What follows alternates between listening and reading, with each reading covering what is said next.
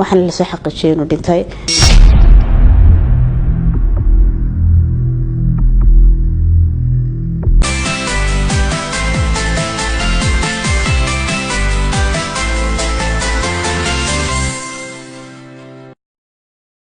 subax hore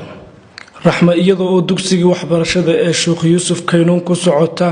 waxa sheeda ka halacsaday wiil dhalinyar ah la isbaray xiriir wada sheekaysi iyo waqti jacayl wada qaaday sanadkuna waxa uu ahaa 2013 raxma barnaamijka qiso iyo qiro iyadoo oo u waramaysa waxa ay ugu horreyn ku bilowday magacaygu waa Raxma Ismaaciil Maxamed waxaan ku dhashay ku soo barbaaray kuna soo koray magaalada Burco waxbarashadeeda intii badanaydna waxaan ku soo qaatay magaaladaas haatan waxaan joogaa magaalada madaxda caasimadda Soomaaliland caasimadda Hargeysa maalin maalmaha kamida waxay ahayd subax salaasa waxay ahayd 13 Maarch 2013 waxaan ku socday goobteeda waxbarashada aan markaasi dhiganayay waxaan ahaa dugsiga hoose dhexe ee Sheekh Yuusuf Kaynuun waxaan isbaranay in magaciisa la yiraahdo Cabdiraxmaan markaa ka bacdi waan isbaranay isna wuxuu ku socday goobtiisa wax ka baranayay ka bacdi waan isbaranay lambaradii waan kala qoranay waan soo wada xiriirnay waxay ahayd maalmo farxadeed maalmo jacayl maalmo farxadeed ayaan oo bilaabmay sidiisii u socotay waxaan soo wada qaadanay nolol qurux badan waxaan wada marnay nolol farxadeed toogu fiican Cabdiraxmaan iyo Raxma waxay wadaagaan waqti farxadeed waxay isa siiyeen kalsooni heerka ugu sareysa Cabdiraxmaan Raxma waxa uu noqday garab ka talaabiya caqabadaha nololeed ee la soo darsa waxa uu noqday marjaca nolosheeda ee marka xaalku adkaado ay u laabato iyaduna kama hawl yaree la taliya nololeed ay u ahayd maalmo murugo ayuu ilowsiiyay garabna uu siiyay wuxuu ahaa Cabdiraxmaan halka kaliyaata ee aan ka helo farxad ma garanayn laantiisa noqon karo manaan garan lahayn saan noqon lahaa laakiin waxa la soo gaaray 2014 waxa igu geeri ku timi qof ka mid ah familkayga oo dadkii ugu qaalisanaya wuxuu ahaa qofkii kaliyaata iga meeray murugada aan agtiisa ku digay dhammaan ila qaybsanayay iwaaninayay inaan adduunkan cid ku harayna ii sheegay Raxma iyo Cabdiraxmaan waxay wada socdeen muddo 2 sano ku dhow la iskarba kaalmeeya isku dhaarto oo isdhowrta is ilaashada oo istugsada qalbiyada mid ka ah dareenkana ka siman isku olole oo isku xiisa mid kastaaba kan kale baholyow u qabo la isku dhayo oo la isku daweeyo aragga iyo maqalka wax kastana xiriir laguma sheegay xiriirkoodu waxa uu ahaa kan mudan in tilmaamta laga qaato waxay lahaayeen goob iyaga u gaar ah oo ay ku kulmaan mid kastana kan kale ayuu agtiisa ku nastaa ku farxa wehel ka hela muddo 2 sano ah kadib taariikhdu markay soo gaadhay bishii shanaad ee 2015 Cabdiraxmaan waxa uu yeedhay Raxma waxa uu sheegay war aanay ku farxin laakiin ay ku khasban tahay aqbalkeeda warwarba iyada la soo darsay xaalkuna waa ka dheeraa digtoorkii dawada ku hayay waxa sida ahaataba maalin maalmaha kamida ayuu la soo hadlay wixii guulaaday waxaan rabaa inaynu kulano ayaan ku yiraahday waxaan isku nimi gooban ku kulmi jirnay ayaan isku nimaadnay ka bacdi waan wada sheekaysanay sheeko dheer ka bacdi waxaanu uu ii sheegay inuu galay safar oo yiri xagga Ethiopia tagaya oo muddo dhowr badan bay dacwad uga socotay wuxuu ii sheegay inuu tagayo waan ka xumaaday runtii maxaa waan dareemay xanuunka uu leeyahay 2 qof oo kala fogaaday oo jecel ka bacdi hadana waa khasab oo danta tiraaday oo waan ogolaaday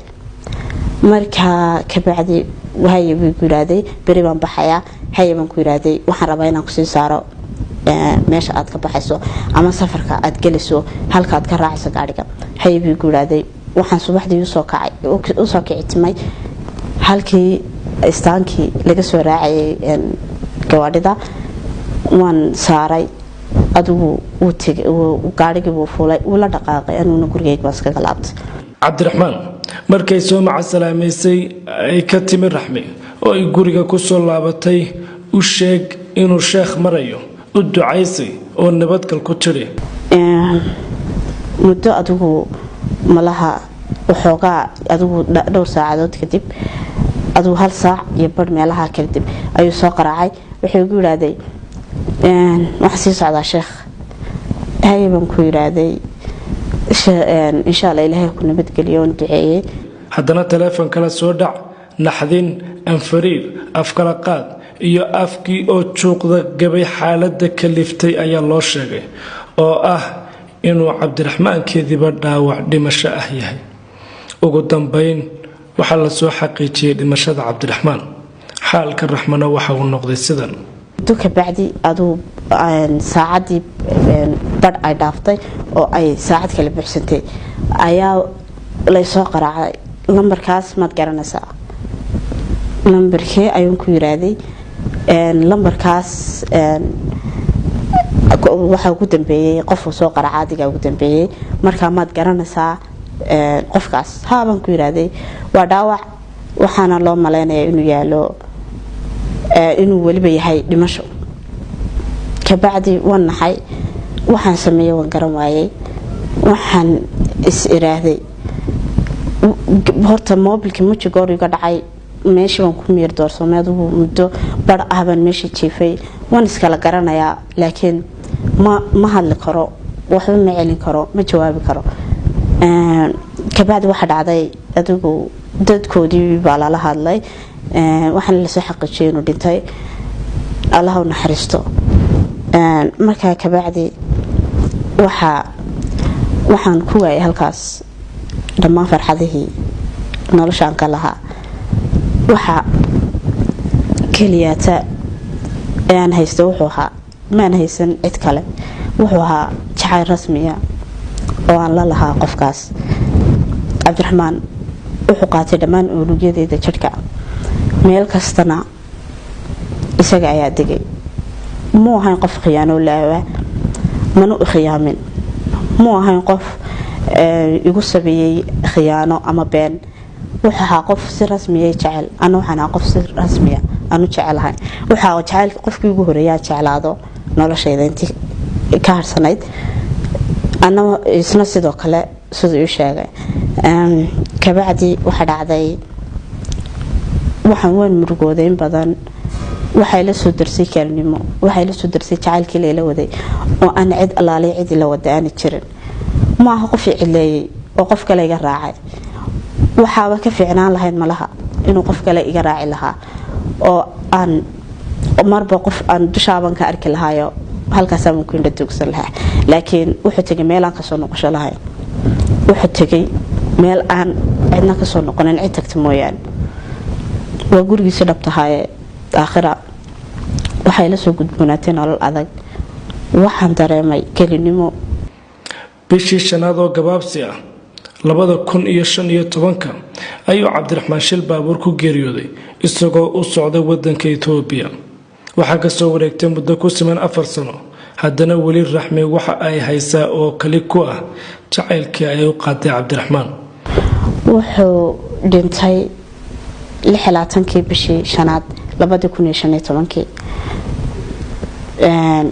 maalin Arbacaa bay ahayd waxay noqonaysaa 4 sano iyo badh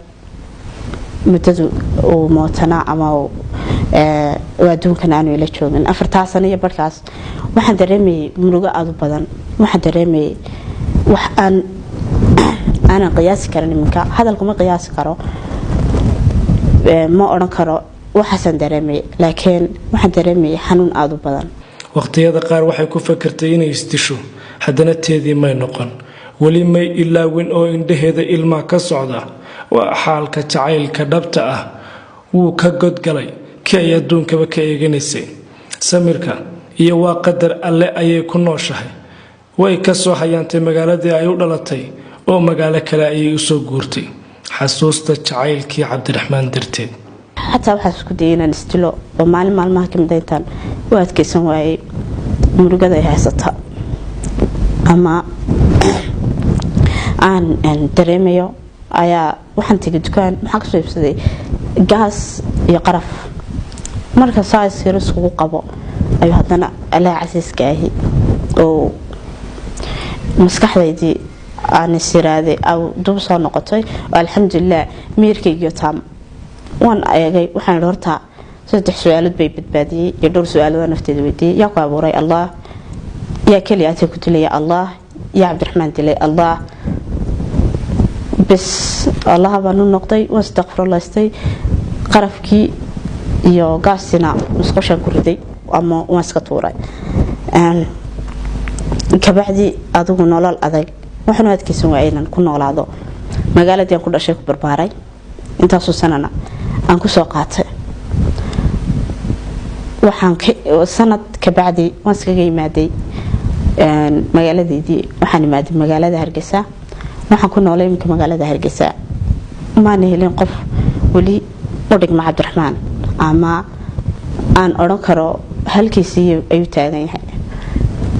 alxamdulillah ma noloshaydu waan noolahay waana faraxsanahay laakiin niyadeydi maalinta ay jabtay wali way jaban tahay waanay burbursan tahay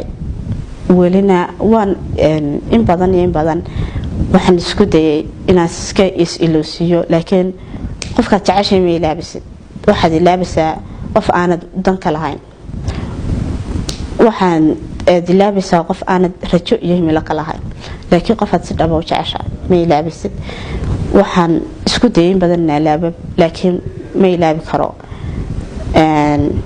wan iminka alxamdulillah niyaddu fiican tahay caafimaadkayguna waa taam waxaan ugu ducaynayaa Allah casiiskay inuu jannadii ka waraabiyo anina qalbigeygii iminka baa waan fiicanahay laakiin uu iga sii mayro oo uu iga sii maxandhaayay reebo intii kale qalbigeyga taam in noqdo ayaan ugu ducay isna waan u ducaynayaa markastana waan u duceeyaa